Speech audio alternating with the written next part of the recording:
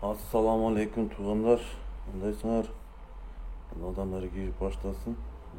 Defirimizni başlayalım.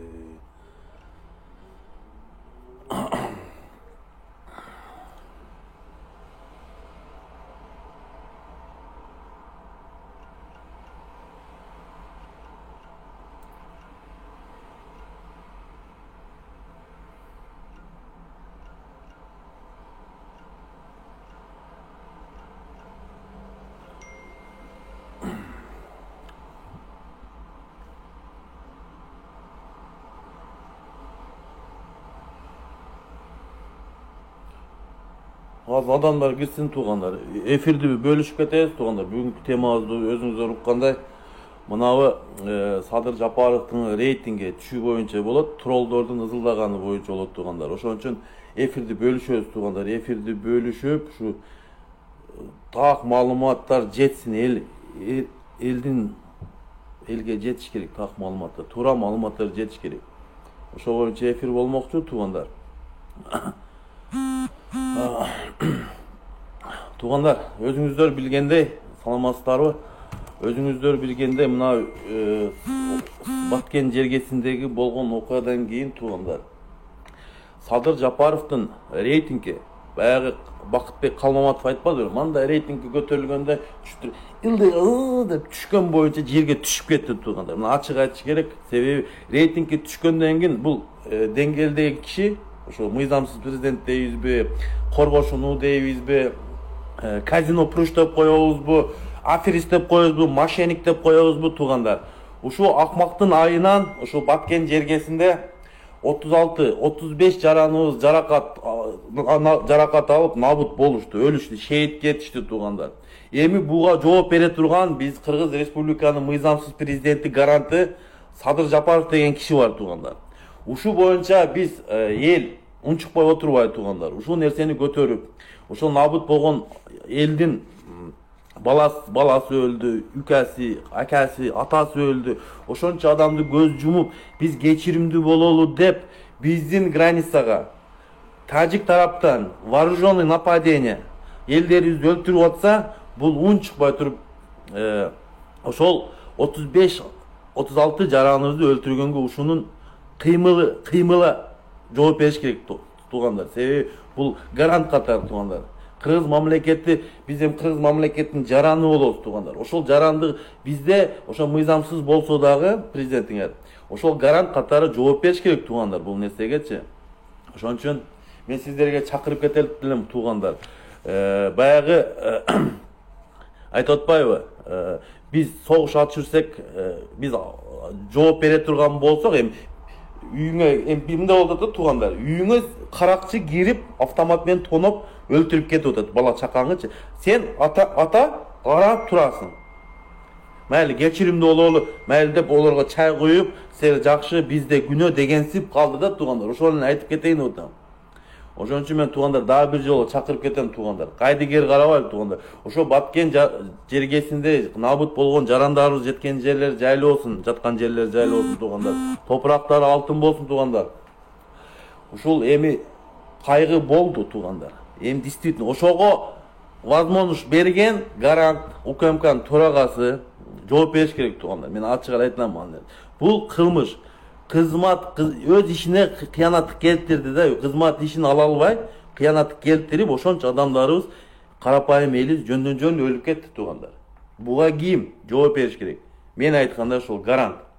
Анан УКМКнын төрагасы, өкмөт, мына министр оборона, министр внутренних дел, министр иностранных дел, Тажикстандагы элчи туғандар. Ошонун бардыгын мен Кыргыз элин чакырып кетем, ушулардын отставкасын талап кылабыз туғандар. Мынау кайгы, көп адамдардын жүрөгүн эринжетип, ушунчалык сыртта жүргөн жарандарыбыз, Москва, башка мамлекетте жүргөн жарандар ушунча колдон иштеке кыла албады туғандар. Ушунчалык жаман болуп туғандар. Мен билбейм, мен өзүм жеке өзүм айтып кетейин туғандар. Бул акмактар, билбейм, бул акмактарды мен 8 ай мурун айткам. Туғандар, адашып атасыңар. Бул мошенник. Булар аферистер. Булар болбойт, бул бийлик. Алсыз, билимсиз булар. Булар көчөдөн келип калды, сырттан. Ököтең türемшик туугандар, ököтең түрмөдө отурган туугандар. Бул силердин гарантыңарда айтканым, мисалы мына коргошуу боюнча айтып кетейин. Бул түрмөдө өзүнүн алсыздыгын көрсөткөн, ошондо билгенсиңер, көргөнсүңөр, мойнун кескен. Эсиңиздерде барбы? 2017-жылы түрмөгө отурганда өзүнүн мойнун кескен бул. Суицид менен заниматься эткен. Ошондо алсыздыгын көрсөткөн. Ошону билип туруп 2021-жылы биз алсыздыгын билип туруп ушул адамды мыйзамсыз алып келип отургуздук. Ушул жерде биздин да күнөө бар туугандар. Элде да күнөө бар туугандар. Себеби биз көрүп турдук, бул адам алсыз, колунан эчтеке келбейт, алып кете албайт, алдады деп мен сиздерге какшап келем туугандар. Мен бул эмнеге айтканым туугандар? Бул киши ошо Кумтөрдү популист сөздөрү менен бийликке келгенден кийин эмне деди? Кумтөрдү улутташтырууга болбойт, алтын калбай калды деди. Адан аз өтпөй эле депутаттар барып комиссия түзүп келип 480 тонна алтын бар экен запас деди, туурабы? Эми азыр мынабы болуп аткан окуялар туугандар, эми Баткендеги события. Бул чыныгы гаранттын, коргошуунун жүзүн ачтым да айтайынчы, мында жүзүн айтам. Коркоктугун, коёндугун, колунан эчтеке келбегенин көрсөтүп койду туугандар. Эми сиз өзүңүздөргө эле мисал келтирип кеттим, мына үйүңүздөргө бирөө каракчы келип, нападение кылып балдарыңызды өлтүрүп атсаңыздар, сиздер карап отуруп, кечиримдүү бололу, майли балдарым өлсө өлдүм, кечиримдүү бололу деп ошенткен, бул туура эмес туугандар. Мына ошондой эле ситуация болуп калды. Бул адам ошо биздин Кыргызстан Республикасынын ар бир жаранына жооп бериш керек бул. Ошо жаран эмне болуп өлдү? Эмне себептен өлдү? Ошо суроолорду бергиле туугандар. Булар ушул кемчилик билимсиздер ушул нерсени кылбаганда, мисалы, ушул нерсе эмнеден башталды? Мен сиздерге айтып кетейинчи ошол окуя.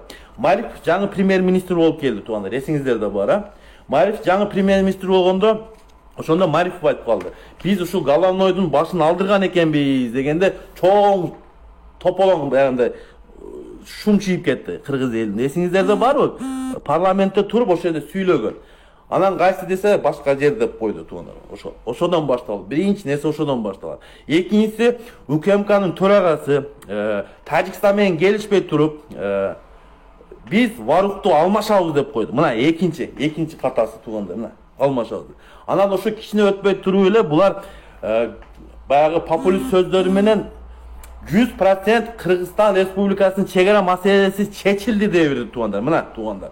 Ушул жерден бардык нерсе ушул жерден башталып атат туугандар. Популист сөздөрү менен данный жок эле ушул популист сөздөрү менен 100% чечилди деп бергени туугандар. Бул туура эмес болуп калды туугандар. Бул УКМКнын төрагасы көчөдө жүрүп келип эле же этиканы билбейт, же сүйлөштү билбейт. Бул УКМКнын төрагасы только кыргыз элине күч жетип тилин жулмай, только тил жулмай экен. Кечегинде событияда Баткенде согуш болса, баласынын туулган күнүнө Европага чыгып кетти туугандар. Частный самолетто туугандар. Мен ачык эле айтайын, мен корккон эмесмин, коркпой айта берем менчи, ал нерседен корккон эмесмин. Европага чыгып, биякта согуш болуп атат, баласынын туулган күнүнө кетти. 16 жашар баласы бар Европада. Мен сиздерге айтып коем. Ошонун туулган күнүнө барып, 2 күн өтүп кетти ошол арада. А Садыр Жапаров үн чыкпай, садырсыз иштеке кыла албай отурду ошол жерден. Үн чыкпай, одун тишке. Ошондо канча деген жарандарыбызды өлүмдөн сактап калсак болот болчу туугандар. Ошону алдын ала булар билсе, алдын ала ошол адамдарды ликвидация дейм, ошол жерлерди, элдерди башка жерге көчүрүп, безопасный жерлерге көчүрүп, ошол жерлерди элди сактап калсак болот эле ошол. 36-35 жаран атат. Бирок бул туугандар официалдуу деп атат. Бирок не официалдуу айтып коем туугандар. Будан да көп туугандар. Менин билишим, менин эмес. Ошол айткандардын сөзү боюнча бир 300-400гө жакын адам бар деп атат. Жараттан өлгөн адамдар ошол Баткен жергесинде. Бирок мен сиздерге айтып кетейин. Булар жашырып атат. Чын канча адам өлгөнүн чындыгында жашырып атат. Кайсы мамлекет келбесин, кайсы бийлик келбесин, өзүнүн өлгөн жарандарын жашырып элге чыгарбайт.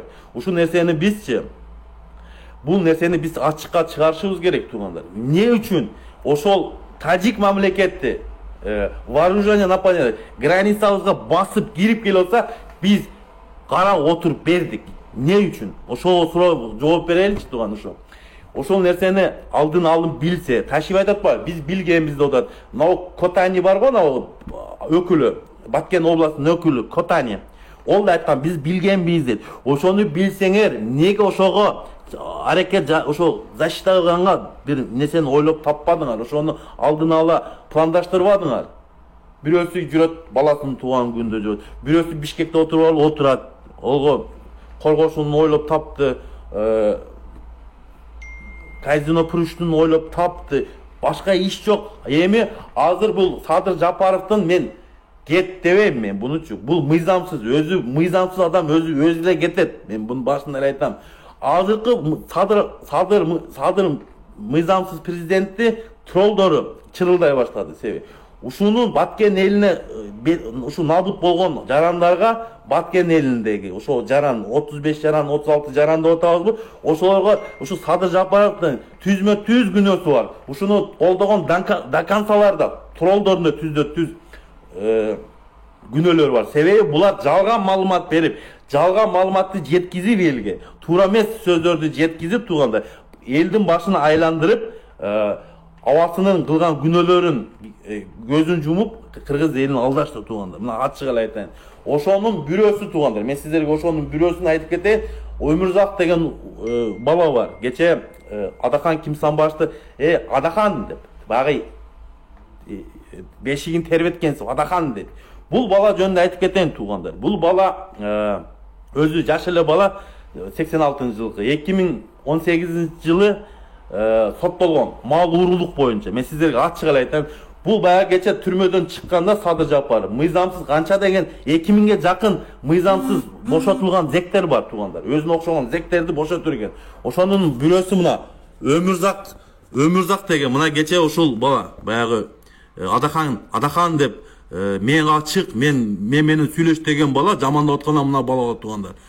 Бул Өмүрзак өзү 86-жылкы 2018-жылы соттолгон кыргыз мыйзамы менен 165-статья менен 5 жылга соттолгон экен туугандар. Бунун срогу боюнча 2023-жылы чыкмак экен туугандар. Мына өзүңүздөр көрүп атасыздар. Мына көрүп атасыздар. 2023-жылы чыкмак экен. А Садыр Жапаров алда мыйзамсыз чыгып кетти да. А Садыр Жапаровдун түрмөдө отурушу 2025-жылга чейин болчу туугандар. Себеби бунун мыйзамсыз бир түндө актап коюп, райондук сот менен Садыр Жапаровду актап, өзү аз келгенсип аркасынан 2000ге жакын зектерди алып чыгып кетти. Жалаң баягы Кудайдан жок качкан уру-пуру, мошенник, аферист, мошенник ушун бардыгын өзүнө окшогон баягындай заразаларды алып чыкканда мындай айтайынчы. Гниндалардычы, нак зекпуруштардычы ушу элдин канын иче турган, элге жакшылык кылбаган жалаң баягындай өлгөн зектерди алып чыгып, азыркы ошол чыккан зектердин айынан бизде кыргыз элинде ушундай хаустар, ушундай коркутуу үркүтүүлөр, жамандоолор, бирөөнүн аброюна шек келтирип, далилсиз эле айтып, темирдей тартип деген сөздөрдү нурдоп алгандай, бул сөздөр Адахан Кимсанбаевдин сөздөр. Темирдей тартип, мыйзамдуулук, адептүүлүк деген сөздөр бул Адахан Кимсанбаевдин сөзү туугандар. Анан каяктагы ошо Адахан Кимсанбаевдин сөзүн урдап келип эле булар өздөрүнө эле жаза берет. Жок туугандар, андай болбойт. Булар тролдор, булар дакансаларды мен айтып кетейин туугандар. Бул дакансалар Кудай кааласа убакыты келип калды. Кыргыз элин көзүбүздү ачалы. Булар кыргыз элин алдап келди, дагы эле алдап келип атат. Ошол гаранттын, коргошууну, Казино Пруштун, аферисттин, мошенниктин, суицидчиктин кылган иштерин, мыйзамсыз кылган иштерин булар защита кылып, элге башка маалымат берип туугандар чыгарып атат. Ушул нерселерге мен сизге чакырып кетем. Ишенмеңиздер. Бу адамдар, ушо окшогон мына Бекзат, Бакай, мына Өмүрзак, ушо окшогон адамдар бул кончен адамдар. Мына ачык айтайынчы туугандар. Бекзат боюнча туугандар. Бекзат бул жакшы текшерип көрсөңүздөр, псих больницада учету бар туугандар. Бир эле бул Бекзатта эмес. Керек болсо псих больницада документи бар, аны ташийтин документи бар туугандар. Өзүңүздөр билесиздер, бул түрмөдө отуруп чыкканда через псих больницада чыгам деп аракет кылган, ошондо чыкпай калган. Ошондо Атамбаев чыгарбай койгон. Мен дагы бир нерсе кылып айтып кетейин туугандар. Мына бүгүн эфирди көрүп отуруп, баягы трол бар, Бакай деген трол бар. Бүгүн уже ошол өзүнүн шефине чыгыптыр. Жаныңыздагы ошол нерселерди көрүп калдым. Бирок туугандар, булар элди алаксытып алып, элди алдап атат. Башка нукка буруп, элдин манайын бузуп, ушу башка нукка буруп кетти. Биз азыр кыргыз эл эмне кылышыбыз керек туугандар? Мен сиздерге айтайын, алданбайлы туугандар. Ушу окшогон мошенниктерге алданбайлы. Мына канчалаган мошенниктер ушулардын айынан биздеги Баткенде жергесинде набыт болушту туугандар. Ушу окшогон акмактар, конченый адамдар, конченый, мен буларды конченый адам дейм. Себеби буларда нет баягындай намыс деген жок. Булар ошо садырдын көтүнө кирип алган. Мында айткандачы садырды жалап отурушат. Бак, до конца мен сиздерге айтып коеюн. Себеби буларга терет нече отургандар.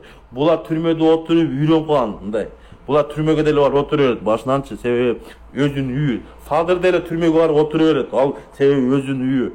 Мына мисалы эртең мына мыйзам чегинде чара көрүлө турган болсо, Садыр Жапаров камалат, Ташиев камалат, министр оборона калат, МВДнын министри камалат, Тажикстандын элчиси камалыш керек туугандар, министр иностранных дел камалыш керек.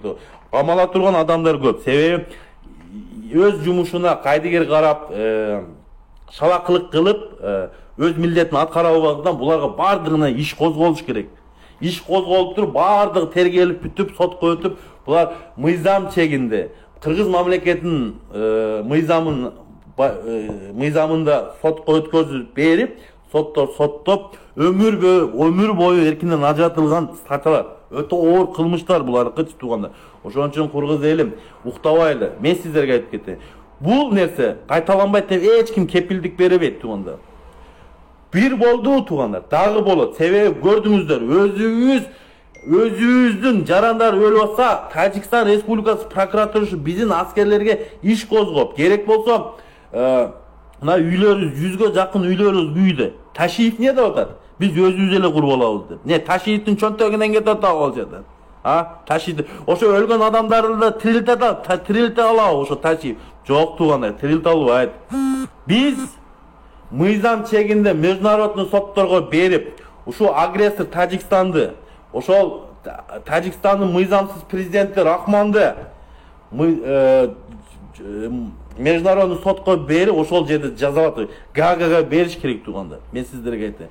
Бул ошол 36 жарандын өлүмүнө шектүү жаран катары соттолуш керек. Рахман президент, Тажикстандын президенти соттолуш керек. Мына биздин мыйзамсыз президентибиз да сотко чейин соттолуш керек. Булар да соттолуш керек. Ар бир ушуга кыймыл көрсөтпөй, унчукпай, ок атпай, жарандарыбызды садага чаба бергени туугандар, бул кылмыш болуп эсептелет туугандар.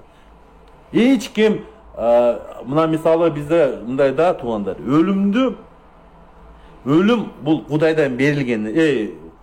Жашоо, тиричилик Кудайдан берилген. Бирөө келип сизди өлтүргөн эч ким акысыз жок. Эч ким укук берген жок. Силердин башка мамлекеттин солдаттары келип өлтүрүп кетсин деген. Ошону коргоо албаган биздин алсыз, билимсиз, маңкурт түркөйлөр, ушулар күнөөлүү туугандар. Мен сиздерге айтып кетейин, ушулардын алдын ала билсе болот болчу. Мына мен Атамбаевдин тарапташы мен. Мына Атамбаев малда 2017-жылы келгенде. Армиябыз жакшы түктөлүп калган эле туугандар.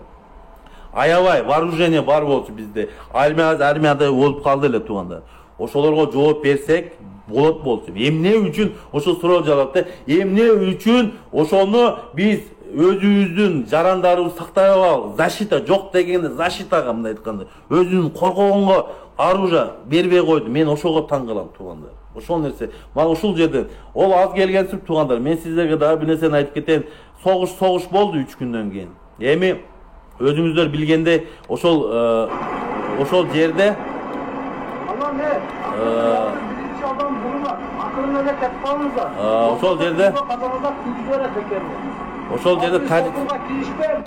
ошол жерде Тажикстан Республикасына бизден контрабанда барат. Бензин, солярка, майда чүйдө бизге аяктан кирет, жемиштер кирет, бизде сухофруктулар кирет Тажикстанданчы. Ошону ошол согуш бүткөн кече 3 күн болду. 3 күндөн кийин азыр кайта жаңыланып, адамдар бензинди, солярканы уруп атат. Ошолор кимге карайт, билесиздерби? Ошол бизде отурган чиновниктер. bizdeki parlamentте oturgan чиновниктер, bizdeki ГКМБ'nın төрагасы өзүнүн заправкалары бар, билесиздер. Өзүнүн бензин жараткан, мындай бензинди нефттен бензин жарата турган өздөрүнүн заводдору бар туугандар. Ушул Тажикстанга мыйзамсыз контрабанда жолу менен дагы баштап тургандар. Biz ошол Тажикстан Республикасы бизди өздөрүнүн танкалары менен, самолеттори менен, вертолеттори менен кыргыз жарандарын өлтүрүп, ошол биздин саткан солярка менен, биздин саткан бензиндер менен өлтүрүп атса, дагы токтобой туугандар. Дагы ошондой башталып туруп туугандар. Ошол нерсени токтотпосок туугандар. Мына биз өзүбүздүн душманыбызга биз солярка сатып, өзүбүздүн жарандарыбызды өлтүрүп атабыз туугандар. Мына өзүңүздөр көрдүңүздөр. Биз деген намыс болуш керек да. Мына dünya жүзүнө уят болдук туугандар. Уят эле болдук. Ушу тажик элинен жеңилип калды деп. Эми Тажикстан Республикасына. Биздин вооружение татыктуу болчу туугандар. Биздин вооружение татыктуу өзүн коргойт эле тургандар. Бизде ошого возможность бербеди. Ушул приказды бербеген үчүн бул кайдыгер карагандыгынан ушуга жоопко тартылыш керек болду. Гарантчы. Бул коргошууну, казино пруш, аферист, мошенник жоопко тартылыш керек туугандар. Туугандар, ошол эми азыр ошону мен сиздерге көрсөтүп кетейин ошол нерсени. Мына туугандар, көрсөңүздөр болот өзүңүздөр. Мына туугандар, мына фураларды көрдүңүздөр өзүңүздөр. Мына фуралар ошол Тажикстанга кетип атат туугандар, мына. Мына туугандар. Мына туугандар. Мына туугандар. Мына туугандар, мына. Мына кетип атат ошол жака туугандар. Тажикстанга согуштан кийин дагы кетип атат ушу контрабандаларчы. Контрабандалар дагы кетип, дагы эле ошолор менен алек болуп, сода кылмай, ошондой болуп атат туугандар. Мына туугандар, мына чыныгы бийликтин, алсыз бийликтин кылган иши туугандар. Булар да Тажикстан Республикасы манден болгон туугандар. Булар неге ок аталбады, билесиздерби? Бул жерде чоң сыр жатат туугандар. Менин жеке оюмда туугандар. Ушу бир келишимге барганбы? Ана мына картаны көрүп атасыздар туугандар. Мен сиздерге көрсөтүп кетейин картаны азырча. Картада туугандар. Картада туугандар. Мынабы Google картада, мына биздин айылдар Тажикстандын жергеси болуп калыптыр туугандар. Азыр мен сиздерге ошону көрсөтөм. Мына картаны азыр сиздерге көрсөтөм. Мынабы Жаштык, Интернационал деген жерлерибиз Тажикстандын ичи болуп калыптыр туугандар. Мен неге ошого таң калдым? Азыр мен сиздерге ошону көрсөтөм туугандар. Мен ошого таң калдым көп нерсегечи. Неге андай болуп калды депчи. Азыр ошол нерсени сиздерге көрсөтөйүн туугандар.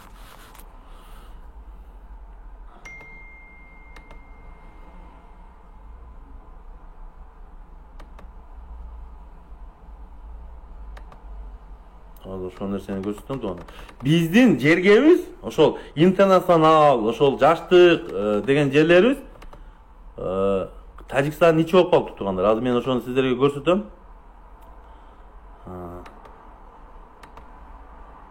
Мына мейде азыр мына кирип кетебиз.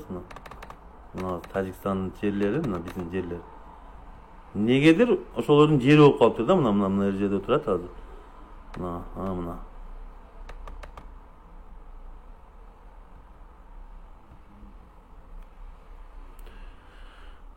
Негедир Google Тажикстан ичи кылып көрсөтүп атат да, мен ошого таң калышым. Себеби бул жерлер биздин жерлер да. Кандай бул Тажикстанга өтүп кетти? Неге Google көрсөтөт ошол жерденчи? Неге ошентип көрсөтүп атат? Таң калып, мына туугандар. Мына туугандар, мына көрсөңүздөр болот. Мына сиздерге көрсөтүп кетейин. Мына туугандар. Интернационал биздин жер, мына мисалы. Мына Жаштык биздин жер, Борбордук биздин жер, мына Арка биздин жер, мына туугандар. Ошолор кандай бул Тажикстанга өтүп кетти дейм да, мен түшүнбөй калдым. Мына Кыргыздын жери, мына Google көрсөтүп атат туугандар. Кандай бул болду? Мен түшүнбөй атам да ушул нерсеге. Булар эмне? Мына Борбордук деген жер, мына биздин жер, мына Арка биздин жер, мына. Кандай бул кирип кетти дейм да Тажикстанга. Таң калыштуу нерселер көп болуп атат туугандар. Булар эмне уже биздин жерлерди басып алдыбы? Же уже биз макулдук бердик ошол жерлерди ала бергиле деп. Мен түшүнбөйм туугандар. Мына өзүңүздөр көргөндөй, мына Dostluk деген мына мисалы жерлерди караңыздар. Мына мисалы достук деген мына Тажикстанга өтүп кетиптир туугандар.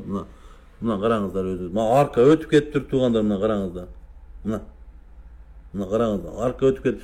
Google'da ошентип көрсөтөт да туугандар. Буга кандай көз караштасыңар силер? Мына Жаштык деген жер мына Тажикстандын ичинде жүрөт туугандар. Бул Кыргыздын территориясы болгондо туугандар, туурабы?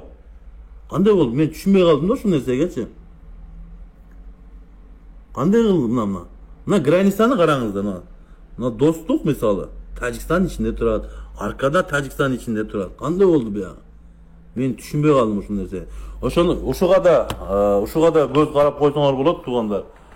Себеби булардын мына мыйзамсыз бийликтин кылган иштери ушуга дагы салыштырмалуу бири-бири менен келишимге барышы мүмкүн булар. Ушундай методдор мен жеке оюм туугандар. Мен буну өзүм оюм айтып атам туугандар. Булар ушундай ок аттырбай, биз силер кирип келесиңер анан жерибизди алып коесуң да, маниде болуп калышы да мүмкүн, ошондой болуп калышы да мүмкүн.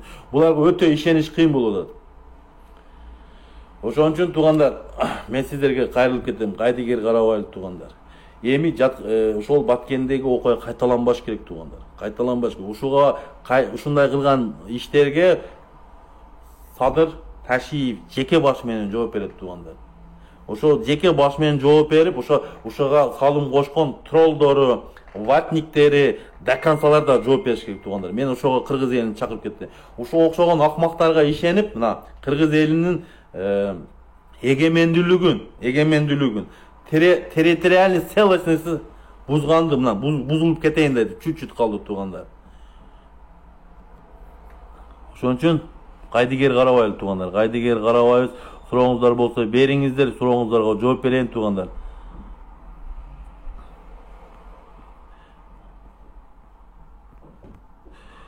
Туугандар, бул жерде каралуу эмес. Бул жерде бийликке сын пикир туугандар. Кемчиликтерин айтып атат. Ошон үчүн баарын айтып. Бул жерде каралуу эмес. Действительно локтугу лок экен. Мен onu мурда эле билетем. Садыр Жапаров лок экен да, мындай ачык эле айтайын. Ташиев да лок экен. Только кыргыз элинин тилин жулгуу үчүн тилин жулат экен. А тажиктердин тилин жула албады го. Эмне деп? Эми аз келгенсип контрабанда дагы жөнөптүр туугандар. Мына 3 күндүк согуштан кийин дагы контрабанда жүрөт туугандар. Ошондойлорду токтотуп калалы. Кимдерге караштуулар? Ошолорду билип, мыйзам чегинде чара көрүш керек ушул акмактаргачы туугандар. Мыйзам чегинде чара көрүш керек акмактаргачы. Ошон үчүн азыр мен дакансаларга айтып кетейин. Мына окшогон Бекзат, Бакай, Өмүрзактарга айтып кетейин. Силердин күнүңөр келип калды, жооп бере турган. Мыйзам чегинде силер жооп бересиңер. Элди алдаган үчүн, Садыр Жапаров менен Ташиевдин мыйзамсыз кылган иштерин жашырган үчүн, ошолорду актаган үчүн, ошолорго силер Куда кааласа жооп берген күн келип калды туугандар. Аз калды. Ошо күн келгенде ошо кийин өкүнүп жүрбөгүлө туугандар. Ошо окшогон акмактарды биз кыргыз эли 6,5 миллион кыргыз эли ошо окшогон акмактарды токтото албасак, анда биз намыз деген калбай калыптыр туугандар. Ошо окшогон акмактарды токтотуш керек. Себеби булар жалган маалымат берип, Садыр Жапаровдун, Ташиевдин кылган мыйзамсыз иштерин жашырып, элге башка нукта буруп, булар элди алдап аткан үчүн мыйзам чегинде жооп бериш керек туугандар. Мен дагы эфирге кирем туугандар, эфирди кылам. Сурооңуздар болсо жеке менин почтама жазсаңыздар болот. Лайк басып, таркатып койгонуңуздарга рахмат туугандар. Саламатта калыңыздар.